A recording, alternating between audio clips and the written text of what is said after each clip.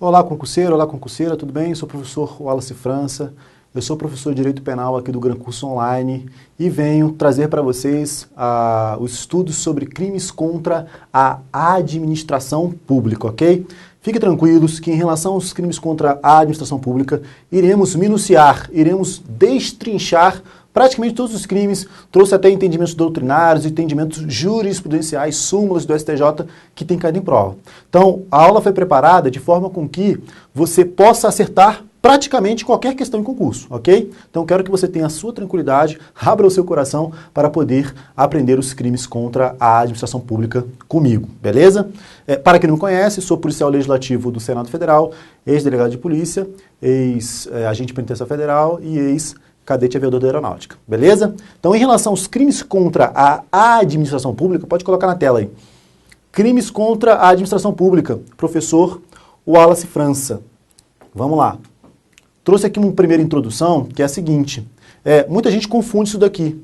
Eu quero que você saiba que os crimes contra a administração pública é o título 11 do Código Penal. É um título.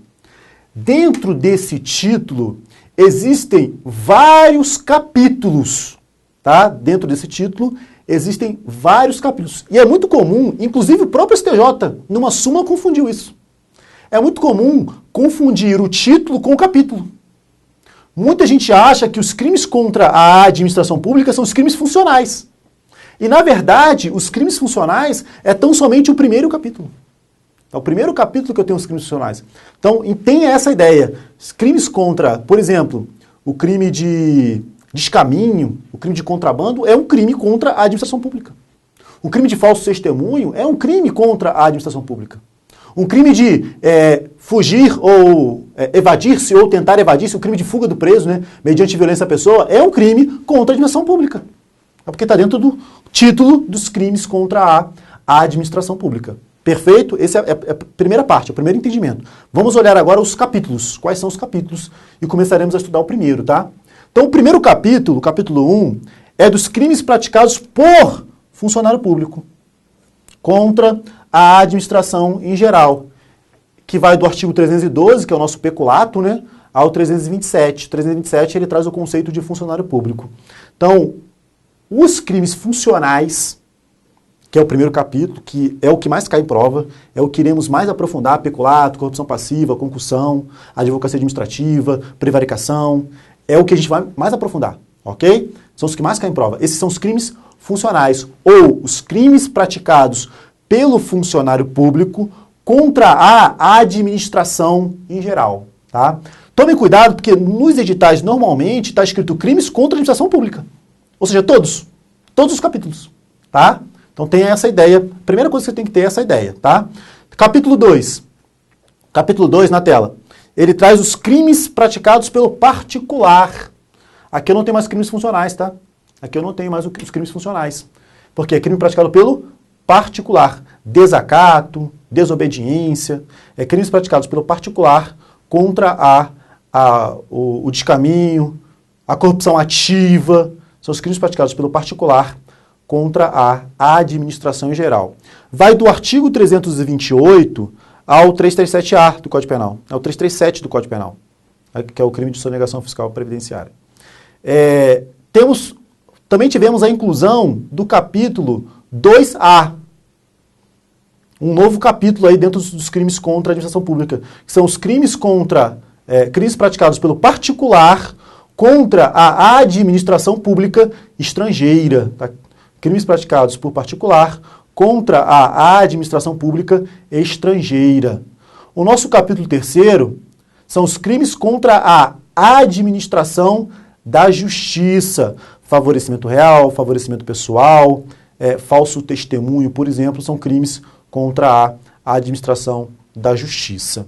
Vai do 338 ao 359, são muitos crimes, tá? Estudaremos bem aí, denunciação caluniosa, comunicação falsa de crime ou contravenção, iremos ver com calma todos os crimes. E por último, o capítulo 4, que foi incluído ao Código Penal no ano 2000, são os crimes contra as finanças públicas, ok?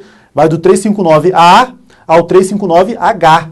Esses crimes contra as finanças públicas são crimes relacionados ao gestor, O gestor que tem lá o dinheiro, por exemplo, o prefeito municipal, que ele vai e ordena uma despesa não autorizada em lei. Aí eu tenho um caso de crimes contra as finanças públicas. Os crimes contra as finanças públicas também são crimes contra a administração pública. Perfeito? Então isso aqui é um panorama do seu primeiro entendimento, para você ter uma ideia. Tá? Primeiro tópico que estudaremos são os crimes funcionais. São os crimes praticados pelo funcionário público contra a administração em geral. Ok? Tranquilo? Com calma então, na tela, vamos lá. Então esse primeiro panorama aqui é importante. Vamos aqui, observações iniciais dos crimes praticados por funcionário público contra a administração em geral. Tá? Estão sujeitos, os crimes praticados aí contra a administração pública, estão sujeitos à extraterritorialidade incondicionada da lei penal. Está no artigo 7º, inciso 1º, a linha C. Professor, eu não estudei isso ainda. Me dá uma ideia do que é isso daí. É o seguinte, o estudo seu tem que ser no tópico lá inicial do direito penal, tá? A parte geral lá. Tá bem no início aqui, artigo 7º. Isso é o seguinte, a lei penal brasileira aplica-se ao crime praticado no Brasil. Artigo 5º. Salvo o Tratado de Convenções. Mas também é possível que a lei penal brasileira se aplique no estrangeiro. É possível que a lei penal brasileira se aplique a um crime praticado no estrangeiro. A pessoa vai ser trazida para cá e aqui ela vai ser julgada. O processo é aqui, mas o crime foi praticado lá. E aí o artigo 7º, ele traz o inciso 1º e o inciso 2º. O inciso 1º são as chamadas extraterritorialidades incondicionadas. O inciso 2º são as extraterritorialidades condicionadas. Exemplo, crime praticado por brasileiro. Dentre as hipóteses de extraterritorialidade incondicionada, temos lá crimes contra a vida ou liberdade do presidente da República. Segunda hipótese, crimes contra o patrimônio ou fé pública da administração pública. Terceira hipótese, crimes contra a administração pública praticados por quem está a seu serviço. Crimes contra a administração pública praticados por quem está a seu serviço. Ou seja, é uma hipótese de extraterritorialidade incondicionada os crimes funcionais. Porque são funcionários públicos que estão praticando o crime contra a administração pública. Desde que o crime seja praticado no exterior, tá? Para ser hipótese de extraterritorialidade incondicionada. Ok? A quarta hipótese seria o genocídio, desde que praticado por agente brasileiro ou domiciliado no Brasil. E a última hipótese, que não está prevista no Código Penal, é a tortura. Está prevista lá na lei de tortura. Desde que vítima brasileira ou entre o agente no Brasil. A vítima brasileira ou adentrar o agente em local sob jurisdição nacional. Perfeito? Tranquilo? Então, crime contra a administração pública, praticado por quem está a seu serviço, é uma hipótese de extraterritorialidade incondicionada. Ok? Segundo ponto, na tela. A progressão de regime nos crimes contra a administração pública está condicionada à reparação do dano ou à devolução do produto do ilícito, artigo 33, parágrafo 4º do Código Penal. Em relação aos crimes contra a administração pública, a progressão de regimes durante a execução da pena, a pessoa está presa lá, ela começa no regime fechado, ela pode ir para o semiaberto ou para o aberto. Qual é o requisito para fechado, semiaberto e aberto? Requisito, bom comportamento carcerário e cumprir 1/6 da pena. Salvo se for crime hediondo, né? Porque crime hediondo é 2/5 se primário, 3/5 da pena se reincidente. Mas aí, em regra geral, é 1/6. A pessoa tem que cumprir 1/6 para poder progredir. Mas se for um crime contra a administração pública, ele só progride, ele só sai do fechado para o semiaberto ou do semiaberto para o aberto, se ele reparar o dano. O dano que ele praticou contra a administração pública. Artigo 33, parágrafo 4º do Código Penal. Mais uma observação, vamos lá. Todo crime funcional corresponde a ato de improbidade. Todo crime funcional corresponde a ato de improbidade. Porém, nem todo ato de improbidade configura crime funcional. Professor, melhore isso daí para mim. Eu não sei do que você está falando. Tudo bem. Se você não estudou direito administrativo ainda, que às vezes você já estudou, o outro não estudou, né? Vamos por baixo aqui. A improbidade administrativa está lá na lei 8429, né? 8429, 8426. Lei de improbidade administrativa, deixa eu conferir o nosso número da lei de improbidade administrativa. Lei de improbidade administrativa. A improbidade administrativa seria mais ou menos o ato praticado pelo presidente no crime de responsabilidade.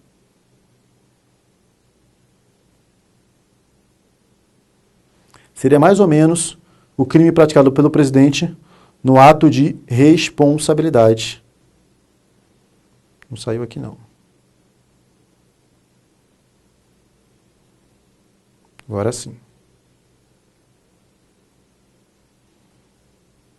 Então, a nossa lei de improbidade é a Lei 8429 de 92. Os artigos 9, 10, na minha época era 9, 10 e 11, acho que tem 11A, aparece agora. Os artigos 9, 10 e 11 traz os atos de improbidade administrativa. Então, o que são os atos de improbidade? 9, 10 e 11. O 9, 10 e 11 são divididos assim de forma. O 11 é aqueles atos de improbidade administrativa que ferem os princípios da administração. O 10 é o ato de improbidade administrativa que causa dano ao erário. O 9 é o ato de improbidade administrativa que causa enriquecimento ilícito, de acordo com a gravidade. E o artigo 12 traz a sanção, perda, suspensão dos direitos políticos, e por aí vai, multa. São as sanções no âmbito da improbidade administrativa. É necessário uma ação civil por improbidade administrativa contra o agente político, tá, contra o agente público, uma ação civil de improbidade para que ele sofra as sanções por improbidade administrativa. E no âmbito penal, várias condutas de improbidade administrativa também são crime. Crime funcional. Todo crime funcional tem uma conduta lá na improbidade. E, de acordo com a independência das instâncias, não tem problema ele ser responsabilizado em mais de uma instância. Isso não fere a vedação bis in idem. Porque o bis in idem é não ser responsabilizado na mesma instância. Ele não pode ser responsabilizado penalmente 2 vezes. Agora, ele ser responsabilizado penalmente e civilmente por improbidade, não tem problema, pode. Então é muito comum que o cara responda pelo crime funcional e também pelo ato de improbidade. Existem atos de improbidade que não são crimes funcionais. Mas todo crime funcional é ato de improbidade administrativa. Tá? Lá da Lei 8429 de 92. Perfeito? Tranquilo? Na tela. Todo crime funcional configura ato de improbidade. E 4. Pergunta, né? Aplica-se o princípio da insignificância nos crimes contra a administração pública praticados por funcionário público? Essa pergunta aqui, ela ganhou uma resposta melhorada, porque hoje temos uma súmula do STJ sobre o assunto. A súmula, ela veio de forma errada. A gente vai ver que ela veio de forma errada, mas é a posição de prova. Coloquei aí, ó. Súmula 599 do STJ. Os crimes contra a administração pública, o STJ entende que não se aplica. Não se aplica a insignificância nos crimes contra a administração pública. Na verdade, o STJ quis dizer funcionais, mas ele falou crimes contra a administração pública. Okay? Ele falou genericamente, ó, não cabe insignificância nos crimes contra a administração pública. Caiu em prova, tá certo. É a súmula, pode colocar na tela, é a súmula 599 do STJ. O princípio da insignificância é inaplicável aos crimes contra a administração pública. E você já sabe que os crimes contra a administração pública é o título e não o capítulo. Ou seja, em tese, para o STJ, em qualquer crime contra a administração pública, não cabe insignificância. Isso é mentira. Porque o STJ entende que é possível, por exemplo, a insignificância no descaminho. E o descaminho é um crime contra a administração pública. Então saiba que, para o STJ, não cabe insignificância nos crimes contra a administração pública. Posição de prova. O STJ quis dizer funcionais, mas não disse. Portanto, o descaminho é uma exceção à súmula. Tá? O descaminho é uma exceção à súmula. Tudo bem? Então, o caso do descaminho é uma exceção à súmula 599. Por quê? Porque cabe insignificância. Tanto no descaminho, quanto no crime de sonegação fiscal previdenciária também cabe. Ela também cabe a insignificância. Ok? O STJ quis dizer crimes praticados por funcionários públicos funcionais, mas não disse. Tudo bem? Na tela. O Supremo, olha só, o Supremo, ele já admitiu a insignificância nos crimes contra a administração pública, até nos crimes funcionais. E nos crimes praticados por particulares, os dois admitem, tá? Que é o exemplo do descaminho. O descaminho, por exemplo, os dois admitem aqui a insignificância no descaminho. Veremos lá a questão do valor, do patamar do valor, que é 20 mil, tanto para o STJ quanto para o STF. Perfeito? Então, professor, como é que eu vou levar isso para a prova? Tem que levar assim, ó. A súmula do STJ é o posicionamento mais recente. Os julgados do Supremo são mais antigos. Então, a posição de prova, eu sei que Supremo prevalece sobre STJ, normalmente é assim, eu sei. Mas posição de prova, dica de professor, está sumulado. Está sumulado. Então, se está sumulado, a posição da prova normalmente vai ser a da súmula. Porque os julgados do Supremo são antigos. Se a questão cobrar a divergência, aí você tem que saber, são divergentes. O Supremo já admitiu, não são todos os julgados, mas existiram julgados em que o Supremo admitiu a insignificância nos crimes contra a administração pública. Tá? E o STJ está sumulado hoje, o que vale a súmula, não admite. Perfeito? Existe divergência. Para a prova, eu oriento a seguir a súmula. Tá? Normalmente, as questões mais atuais, ela está seguindo a súmula. Ok? Mas saiba também que o Supremo admite e a questão pode te cobrar a divergência. Perfeito? Eu vi uma questão uma vez, foi antes da súmula a questão. A questão cobrou a divergência, porque o STJ, historicamente, já não admitia, tanto que sumulou. Tá? O STJ já não admitia historicamente, o Supremo já tinha admitido. Aí a questão cobrou a divergência. Supremo e STJ divergem em relação à aplicação da insignificância nos crimes contra a administração pública. Correto? Ok? Continua divergindo. Tá? Continua divergindo. Só que hoje a posição do STJ está mais forte, está sumulada. Ok? Pode ser que o Supremo, né, ou mantenha a sua posição, o STJ posteriormente cancele a súmula, isso já aconteceu. Já aconteceu, por exemplo, no tráfico privilegiado. O STJ disse que o tráfico privilegiado era hediondo, sumulou, o Supremo disse que não era. E aí deu erga omnes para isso. O STJ foi lá e cancelou a súmula. Acontece, ok? Mas hoje a posição mais forte é a posição sumular, ok?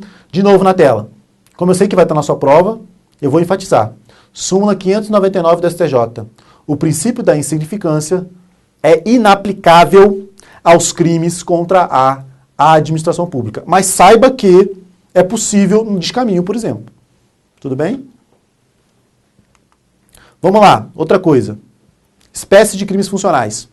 Os chamados crimes funcionais próprios e crimes funcionais impróprios. Aqui com calma. Aqui eu vou ter que ir com calma. Crime funcional é o crime praticado pelo funcionário público contra a administração pública. Vai do peculato, 312, ao 326. 327 é uma norma interpretativa, né? 326 é o último crime. São crimes funcionais, praticados pelo funcionário público. São crimes próprios. Os crimes funcionais são crimes próprios. Tá? Por que os crimes funcionais são crimes próprios? Porque exigem uma qualidade especial do sujeito ativo. Quem pode ser sujeito ativo? O funcionário público, previsto lá no 327. É o funcionário público que é o sujeito ativo do crime funcional. Então, crime funcional é crime próprio. Não confunda a classificação de crime funcional com o sinônimo de crime funcional. Crime funcional, eu posso dizer que ele é crime próprio. Mas o crime funcional, ele pode ser próprio ou impróprio. Então, coloca na tela. O crime funcional é o funcional que é próprio ou impróprio. E crime funcional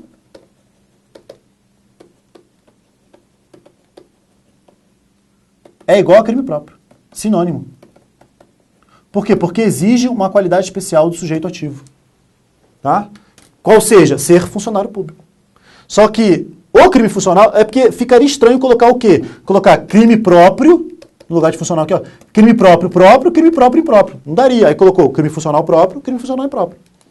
Qual é a diferença de crime funcional próprio para crime funcional impróprio? Todos são funcionais. Todos exigem a presença do funcionário público. Tá? Então, qual é a diferença do crime funcional próprio do crime funcional impróprio? Agora sim, já pegamos essa ideia, podemos adiantar. O crime funcional próprio é aquele em que, além de exigir a qualidade de funcionário público, todos os funcionários exigem, né? Além de exigir a qualidade de funcionário público, também o crime só existirá se existir essa qualidade. Só existe o crime se existir a qualidade de funcionário público. Se a qualidade de funcionário público sumir, deixa de ser crime. Por isso que é o verdadeiro crime funcional. É o crime funcional próprio. Diferentemente, no crime funcional impróprio, é aquele crime que, além de exigir a qualidade de funcionário público, se essa qualidade sumir, vira outro crime. Não é o crime funcional verdadeiramente funcional. Por quê? Porque ele pode ser outro crime, se eu retiro a qualidade de funcionário público. Exemplo de crime funcional próprio. Tá? Exemplo de crime funcional próprio. Prevaricação, o exemplo mais dado pela doutrina. Prevaricação. A prevaricação é um exemplo de crime funcional próprio. Porque se eu retirar a qualidade de funcionário público, a prevaricação vira o quê? Nada. Vira nada. For um particular praticando prevaricação. Não dá, não tem um crime para isso. Ok? É o crime funcional próprio. Porque se eu retiro a qualidade de funcionário público, não sobra nada. Não é crime. Enquanto que no crime funcional impróprio, se eu retiro a qualidade de funcionário público, vira outro crime. Exemplo, na tela. Vou colocar aqui a prevaricação, né, para você anotar aí, 319, prevaricação. E aqui o nosso próprio peculato, 312. Peculato, caput, peculato, apropriação. E vou colocar aqui o parágrafo primeiro, que é o peculato furto.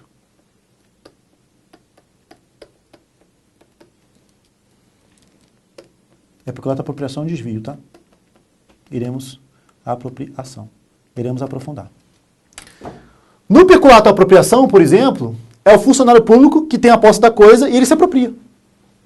Ele tem a posse da coisa em razão do seu cargo, em razão da sua função pública. E ele vai e se apropria. Se é o peculato, a apropriação. Se uma pessoa comum, que não é funcionário público, tem a posse de uma coisa e se apropria, é crime de apropriação indébita. E o peculato furto? O peculato furto é aquele que o funcionário público ele se utiliza da qualidade de funcionário para poder ter acesso à coisa e furtá-la e subtrair. Se não existe a qualidade de funcionário, a pessoa não tem a qualidade, não tem como se utilizar da qualidade, mas ela vai lá e subtrai. É furto. Crime de furto. Por isso é peculato, furto. Por isso é peculato, apropriação. Por quê? Porque existe lá o paralelo do crime comum, que não é o crime funcional. Então, crime funcional impróprio é aquele em que não é verdadeiramente funcional, porque existe um paralelo, ele existe um igual lá nos crimes comuns. Agora, o crime funcional próprio é aquele crime realmente funcional. Por quê? Não existe paralelo, ele é só funcional. Tá? Não existe paralelo, ele é só funcional. Perfeito? Entendemos a diferença, então, entre crime funcional próprio com crime funcional impróprio. E não confunda isso com crime próprio. Porque todos os crimes funcionais são crimes próprios. Porque exigem a qualidade especial do sujeito ativo. Tá? Exigem a qualidade especial do sujeito ativo. Ok? Tranquilo? Na tela. Muito bem. Próximo ponto. Conceito de funcionário público. Quem é que pode praticar o crime funcional? É o funcionário público. Então, é o funcionário público. Quem é o funcionário público que pode praticar? Porque o nome funcionário público, ele traz aí, né, uma gama de conceitos. Caraca, será que o vereador é? Será que aquele cara que está trabalhando lá na prefeitura é? O gari, será que ele é? Aquela pessoa contratada, será que é? O cara que está trabalhando na limpeza lá do Senado, será que ele é funcionário público? E por aí vai, ok? Para entendermos o que é o nosso funcionário público. Vamos ao nosso conceito 327, na tela. Considera-se funcionário público. Considera-se funcionário público. Gente, só fazendo aqui uma interdisciplinariedade aqui rápida, é o seguinte. O termo funcionário público, ele só existe no direito penal. No direito administrativo, que trabalha isso, que trata sobre isso, que é o objeto de estudo, né, do direito administrativo, a trabalhar o poder executivo, o termo funcionário público está ultrapassado. Hoje não se fala mais em funcionário público. Lá eu tenho empregado público, servidor público, agente público. Então, o conceito mais amplo lá é o agente público. Então, o funcionário público seria mais ou menos o agente público lá do direito administrativo. Ok? Só que no direito penal ainda utilizamos, e é até comum na prática, até hoje se fala em funcionário público. É o funcionarismo público, mas esse termo está ultrapassado, tá, no direito administrativo. No direito penal ainda existe resquício. Ok? Tranquilo? Na tela. Então, considera-se funcionário público para os efeitos penais. Para os efeitos penais. Quem, embora transitoriamente ou sem remuneração, ou seja, mesmo que a pessoa esteja trabalhando na administração de forma transitória, mesmo que seja de forma gratuita, transitório e gratuito, será funcionário público. Aquele que exerce cargo, emprego ou função pública. Aquele que exerce cargo, emprego ou função pública. Ok? Então vamos lá. Os servidores públicos em geral, aqueles que passaram no concurso público, quem passou no concurso público, exerce cargo público, é funcionário público. Então todos os servidores públicos exercem cargo público. São funcionários públicos. Aqueles servidores que foram nomeados para um cargo em comissão exercem cargo público. Não é cargo efetivo, mas é cargo em comissão. Mas é cargo público. Logo, eles são funcionários públicos. Porque eles exercem cargos públicos. Aqueles empregados públicos. Os empregados públicos são aqueles que exercem emprego público. Professor, existe diferença de cargo público para emprego público? Existe diferença. Não vou adentrar aqui a diferença porque é matéria de direito administrativo. Mas só para você ter uma ideia, aquele que exerce cargo público, ele vai ser regido pelo regime estatutário, tem um estatuto. No âmbito federal é a Lei 8.112. Quem exerce emprego público, ele vai ser regido pela CLT, Consolidação das Leis Trabalhistas. Vai ter direito a FGTS, enquanto quem exerce cargo público não tem FGTS. Normalmente, no âmbito federal, quem exerce emprego público, ele trabalha em sociedade de economia mista e empresa pública. Petrobras, Banco do Brasil, aí exerce emprego público. Quem trabalha em autarquia ou na administração direta, exerce cargo público. Okay? Aí ele é servidor público. Aquele que exerce cargo público é o servidor público. E o outro é o empregado público, que exerce emprego público. Então, quem exerce emprego público também é funcionário público. Também é funcionário público. Ou ainda, pode colocar na tela, quem exerce cargo,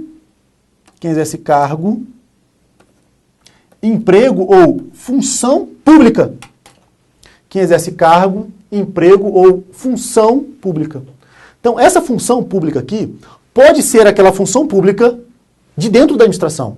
Exemplo, eu exerço uma função pública, eu tenho uma FC, uma função de confiança. É uma função pública. Mas essa função pública aqui, ela é maior.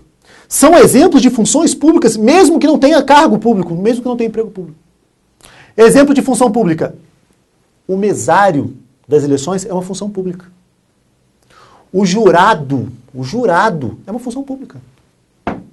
Então, quem exerce funções públicas, mesmo que transitoriamente, mesmo que sem remuneração, são considerados funcionários públicos. Jurado de tribunal de júri, mesário de eleição, são funcionários públicos para fins penais. Praticam crimes funcionais. Ok? Praticam crimes funcionais. Só não é funcionário público aquele que exerce o munus público. Tá? Tem uma exceçãozinha, mas saiba o quê? Aquele que exerce munus público não é funcionário público. Professor, o que é esse tal aí desse munus público? O munus público, munus é sinônimo de encargo. Quem exerce munus público é aquela pessoa que recebe uma atribuição do poder público, mas para essa atribuição ela tem como finalidade os particulares, ela não é para a própria administração. A função pública, você exerce a função para ajudar a administração normalmente. Então o jurado, o mesário, ele está trabalhando para a administração. Agora o munus público, normalmente exerce essa função para a sociedade, ele atinge a sociedade. Então exemplo, a sociedade não de forma ampla, mas às vezes de forma específica. Exemplo, se uma empresa entra em falência, o juiz nomeia um síndico da falência para verificar ali as regras da falência. Esse síndico da falência, ele vai ficar num processo da falência de uma empresa, nomeado pelo juiz. Ele exerce munus público. Tutor, curador exerce munus público. Munus público por quê? Porque ele é nomeado pelo juiz para olhar para uma pessoa, para cuidar de uma pessoa que é menor, que é incapaz, que é doente mental, tutor, curador. Exerce munus público. Aí não é função pública, é munus público. Então, em relação ao munus público, não serão funcionários públicos para fins penais. Tá? Em relação a munus públicos, não serão funcionários públicos para fins penais. O exemplo do depositário. O juiz vai penhorar uns bens, ele vai lá e penhora, e deixa com o depositário. O que o depositário faz? Ele guarda aqueles bens da empresa lá que está sendo penhorado. Depositário é munus público. Se o depositário ele fica com os bens, ele vai lá e se apropria dos bens, ele não pratica peculato, ele pratica apropriação indébita. Tem até lá a qualificadora do depositário. Por quê? Porque é munus público, depositário. Ok? Tem lá o crime, tem lá até o caso da prisão pelo depositário infiel, que não é mais válida, né? Que não pode mais. Ok? Tranquilo? Só o último detalhe. Advogado dativo. Defensor público é cargo público, tá? Defensor público passou num concurso. Mas existe o advogado dativo. O advogado dativo é a pessoa que é nomeada pelo juiz para ajudar, para exercer a advocacia numa causa. A pessoa não tem dinheiro, aí não tem advocacia pública na cidade, advocacia pública não tem defensor público na cidade, aí nomeia-se um advogado dativo. Advogado dativo é munus público. Advogado dativo é munus público. Mas o STJ já entendeu que advogado ativo é funcionário público. Tá? Por que defensor público é? Porque o advogado ativo não é. Então o STJ ele equiparou o advogado ativo ao defensor público. Ok? Então o advogado ativo seria funcionário público. Seria a única exceção do munus público. Por quê? Porque tem julgado do STJ. Tá? Porque tem julgado aí do Superior Tribunal de Justiça. Ok? Esse primeiro bloco, eu trouxe aqui alguns conceitos, eu vou continuar com essa ideia no próximo bloco, tá? Mas só para você já começar a respirar, começar a sentir a ideia do que são os crimes contra a administração pública, ok? Um abraço, espero você então no próximo bloco. Tchau, tchau. Continua, tá?